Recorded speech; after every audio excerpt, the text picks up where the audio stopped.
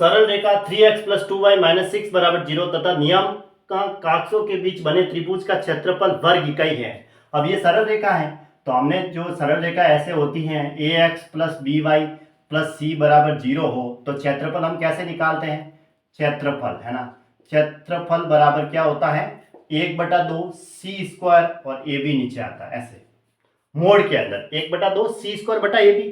अब c यहाँ पे कांस्टेंट क्या है -6, तो -6 का स्क्वायर करेंगे तो 36, ठीक है, और a गुणा b 3 गुणा 2, ठीक है, 3 गुणा 2 ये इसका मोड में ही होता है एरिया। तो अब इसको काट दो, 2 से ये कटा 18 बार, 2 से ये कटा 9 बार, 3 को इससे काटा 3 बार, तो कितना आया 3 वर्ग इकाई आया। कितना आया 3 वर्ग इकाई।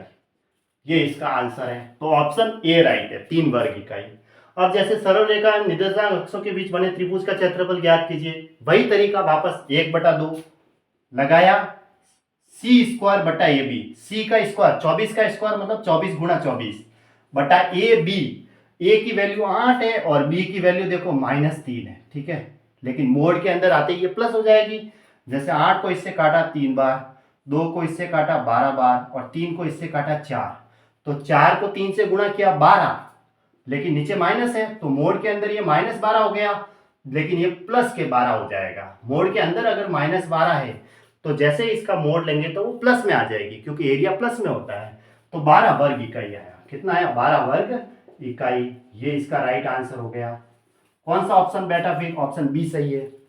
वैसे सरल रेखा y बराबर mx प्लस c का निर्देशांक अक्षों के साथ बने त्रिभुज का क्षेत्रफल है।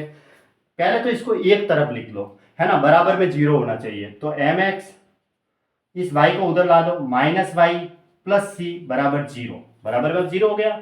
अब तरीका वही हमारा 1/2 c का स्क्वायर, c यहाँ पे c है कांस्टेंट, सो c का स्क्वायर बटा a की वैल्यू तो है m और b की वैल्यू है y का गुणांक -1, लेकिन माइनस का प्रभाव मोड के अंदर तो प्लस हो जाएगा, तो मैं प्लस लिख दूं c स्क्वायर बटा 2m, c स्क्वायर बटा 2m, ये हमारा आंसर आ गया, वर्ग में होगा, ठीक है, c स्क्वायर बटा 2m है, यानी कि ऑप्शन सी सही है, ठीक है, c स्क्वायर बटा 2m।